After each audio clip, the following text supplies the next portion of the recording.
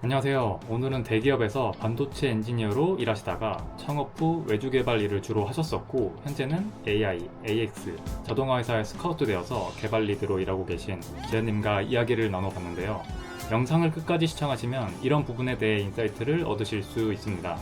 보러오신 길들이 하나하나 모두 순탄치가 않으셨고, 이 과정에서 전달드릴 인사이트들이 굉장히 많았는데 같이 하나씩 봐보시죠.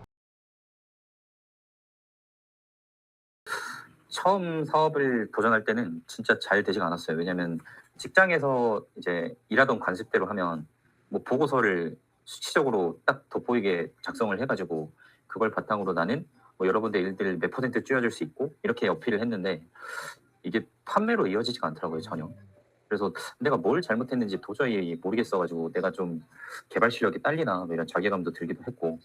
근데 이제 저는 되게 이런 게 풀렸던 게 뭐냐면 SNS를 하면서 풀렸는데 SNS에서 사람들이 어떻게 사업을 하는지 많이 지켜봤거든요. 근데 지켜보다 보니까 결국은 사람들이 무엇을 필요로 하는가가 중요하더라고요.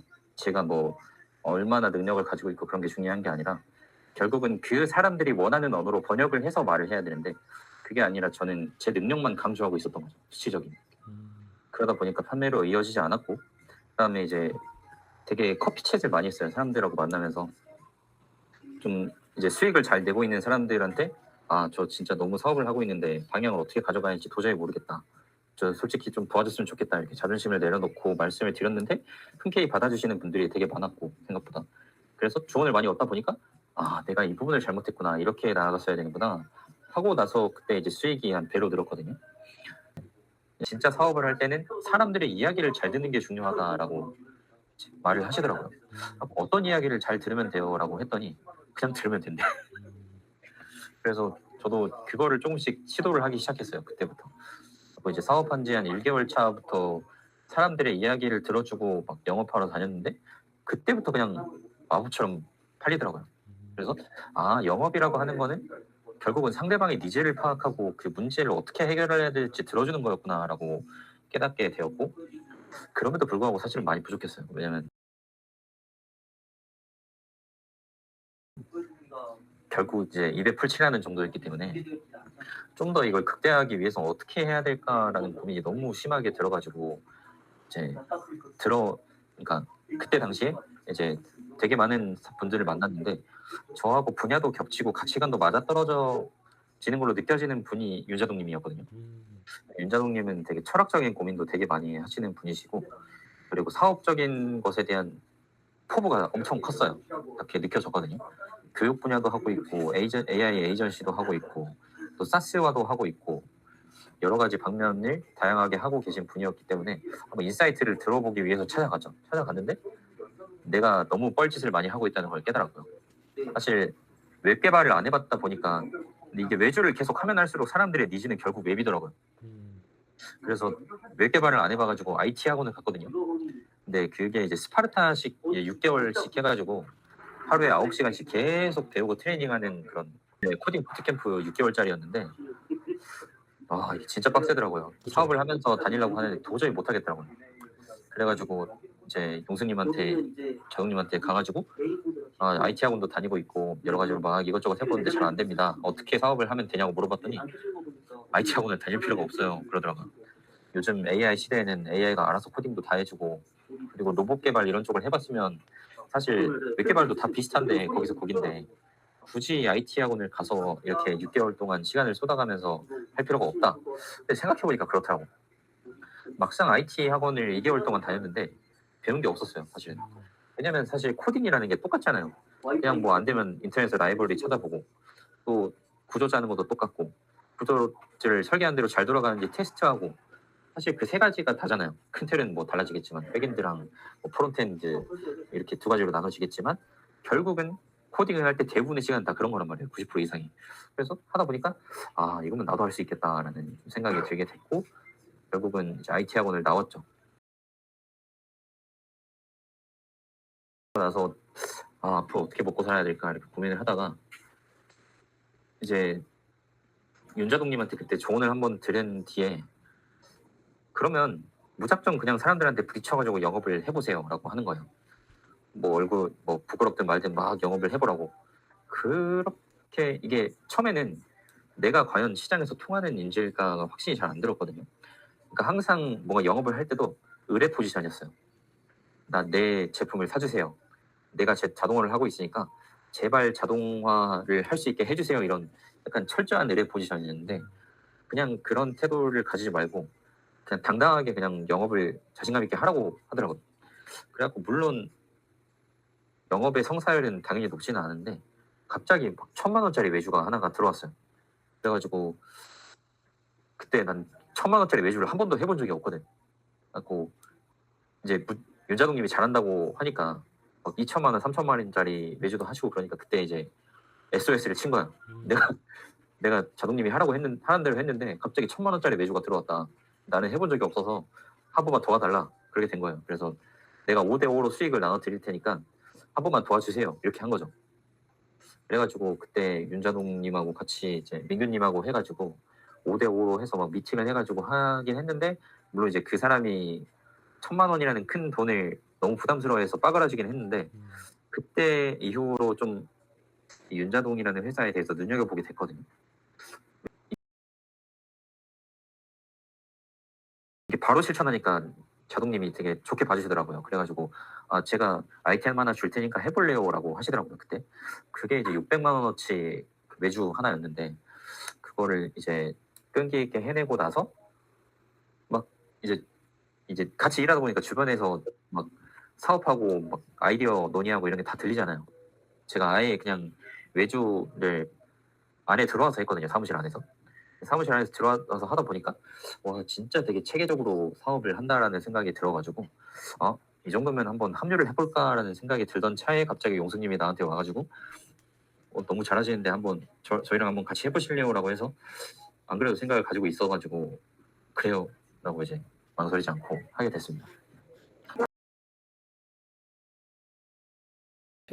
회사에 들어와 보니까 너무나도 체계적이었다고 말씀해 주셨는데 그게 구체적으로 네, 어떤 것들이었나요? 고객의 문제를 해결해 주기 위해서 어떤 식으로 체계적으로 접근을 하는지를 알 수가 있었고요. 고객이 말하는 거는 그냥 표면적인 아픔, 힘듦 이런 거고 진짜 문제는 따로 있잖아요. 결국은 대부분 고객님들하고 이야기를 하다 보면 근데 결국은 본인들이 본인이 뭐가 문제인지 알고 있거든요. 그래서 결국 막 영업하러 다니는 걸 보고 따라가 보기도 하다 보면 결국은 3-4시간 동안 계속 들어. 그리고 결국은 고객도 고객의 문제를 알고 있기 때문에 그 내용을 정리를 그냥 해. 그래서 뭐 결국은 영업하러 다니는 거는 한 3-4시간 동안 계속 듣다가 뭐 회의록처럼 정리하고 그다음에 또 내부적으로 그걸 어떻게 해결하면 좋을지 아이디어 도출하고 막 이런 것들이 저는 이런 부분들을 사실은 직접적으로 많이 경험을 하기보다는 이제 커피챗을 하면서 들었던 간접적인 경험이었거든요. 근데 그게 돌아가는 걸 실제로 보다 보니까 이게 이런 거를 실제로 실천할 때는 이런 식으로 되는구나라는 게 보이기도 했고요. 고객들한테 홍보 메시지 날리고 나서 이 데이터 수집을 어떻게 하는지 이런 것도 다 보이고 막 구글 폼 같은 걸로 해가지고 뭐 좋다 안 좋다 이런 것도 일일이 다 그 뭐라 해야 되지 설문조사 같은 것도 다 하더라고요. 그래갖고 고객의 반응 뭐가 아쉬웠고 어떤 걸 개선하면 되고 막 이런 디테일한 부분들을 다 본 거죠. 그러니까 인터넷으로만 봤던 거를 실제로 라이브로 돌아가는 걸 본 거예요. 그러면서 이 사람한테 진짜 배울 수 있는 게 많겠다. 그래서 이제 적어도 합류를 하면은 내가 손해 보진 않겠다라는 생각으로 이제 합류를 하게 됐죠. 어, 영업 같은 것도 저는 반드시 성공해야 된다고 생각했어요. 그게 아니라 영업이 안 될 사람들 그냥 애초에 버리더라고. 그런 것도 보고. 그래서 나는 왜 이렇게 영업이 안 되지로 파고들 것이 아니라 안 될 고객들은 그냥 내려놓고 다른 고객한테 가는 거지. 잘 될 사람들한테. 그렇게 하는 것도 보면서 이게 사업 영업을 한다고 100%다 되는 게 아니구나. 포기해야 될 건 포기해야 되는구나라는 것도 보고. 그래서 오랜 시간 고민을 많이 해오셨지만 그 트리거가 하나 있으셨을 것 같아요. 이제는 안 되겠다. 나가야 다. 혹시 그런 트리거가 하나 있으셨는지 궁금합니다. 너무 힘들어서 못 버티겠을 때. 몸과 마음이 둘 다요? 네, 도저히 이제는 내가 진짜 한계다라는 걸 느꼈을 때가 트리거가 됐던 것 같아요. 더 이상은 이제 정신적으로 버틸 수가 없다. 이러다 죽겠다라는 마음이 들었을 때가 저희 좀 절실함이었어요. 왜냐면 이게 아무리 열심히 해도 인정받는 것 같지 않고 부모님은 부모님대로 뭔 네 나이에 사업을 하냐 철도 없이 막 이런 이야기도 하고 자존감이 완전 바닥이 났었어요. 근데 이제 진짜 내가 사업을 해야겠다고 확신이 들었던 거는 또 책으로 돌아가게 되는데, 맞아, 리얼리티 트랜서핑이라는 책인데, 네. 이 책의 근본적인 원리가 뭐냐면 너무 간절하게 원하면 그것대로 이루어지지 않는다 거든요. 그래서 이게 너무 욕심을 크게 가지게 되면 그에 대한 부작용이 생긴다는 거예요. 그러니까 저는 너무 성공하고 싶었거든요.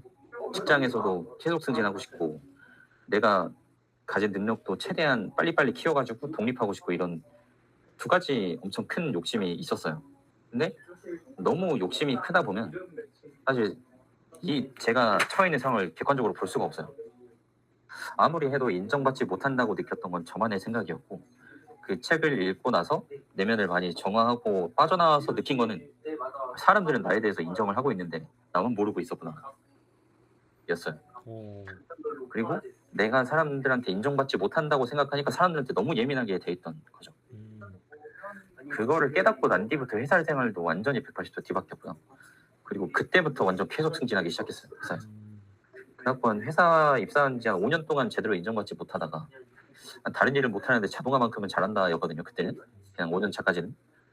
근데 제가 이제 깨닫고 나서부터는 완전히 180도가 바뀌었어요. 일도 잘하는데 자동화도 잘하네 였고, 그러니까 사람들에 대해서 내가 인식하고 있는 생각하고 실제로 현실은 달랐던 거죠, 전혀. 그거를 깨닫고 이제 이제는 내가 마음가짐 밑에서 사업을 해도 되겠다, 이제 방향성을 가지게 됐어요. 왜 결국은 내가 사업가가 되고 싶었는가에 대해서 생각을 좀 해보면, 네. 결국은 저는 청년 때 되게 방황을 많이 했어요, 어렸을 때. 근데 저를 사실 잘하는 게 되게 많이 있었는데 저를 뭔가 드러낼 그런 기회가 많이 없었거든요. 그러니까 예를 들어서 사실 세상은 그 학교 성적만 보고 사람을 판단하잖아요. 등수, 성적, 뭐 평균이 몇 점이고 뭐 전교 몇 등이고 이런 걸 가지고 사람을 판단하게 되는데, 저는 잘하는 게 진짜 좀 특출난 사람이거든요. 그래서 컴퓨터 과목하고 뭐 물리 과목하고 수학하고 영어 뭐 이런 특정한 과목만 엄청 잘하고 나머지는 그냥 꽝이었어요. 근데 사실 세상이 저를 알아보지 못한다는 생각이 너무 많았고, 어렸을 때 우울함도 되게 많이 있었고, 근데 그러다가 이제 20대 초반 때 책을 하나 발견을 했어요. 근데 워낙에 엄청 방황하고 있고 막 대충 지방대 들어가가지고, 그래서 들어가서 봤던 책 중 하나가 이제 로봇 다빈치 꿈을 설계하다라는 책이었는데, 그 책을 보고 저는 꿈을 찾았거든요. 그래서 이제 그 책이 뭐였냐면 이제 데니스 홍이라는 로봇 분야 쪽으로 되게 저명한 교수님인데, 그 교수님의 책을 보고 나는 이제 완전히 이제 인생이 180도가 바뀌어버렸어요. 그래가지고 제가 되고 싶은 건 무엇이냐면, 단순한 사업가가 아닌 이렇게 뭔가 자신의 능력을 드러내기 어려운 사람들한테 용기를 줄 수 있는 사람이 되고 싶다는 게 저의 목표거든요. 어린이들, 또 목표를 찾지 못하는 사람들한테 희망적인 사람이 되어야겠다라는 게 이제 저의 가치관입니다. 그래서 나처럼 이렇게 어렸을 때 뭔가 빛을 발하지 못한 사람도, 또 사람들이 인정해주지 않았던 그렇게 우울해 보이던 사람도 근데 엄청난 능력을 가지고 있다. 그러니까 뭐든지 다 할 수 있다는 걸 보여주는 게 저희 어떻게 보면 두 번째 목적이라고 할 수도 있죠.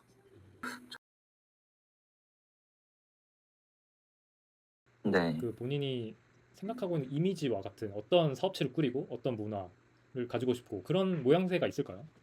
저는 구글 같은 회사를 만들고 싶고요. 구글이요? 네. 네. 그러니까 구글도 보면은 대놓고 마케팅을 하지 않잖아요. 일단은 기버의 정신으로 한단 말이에요.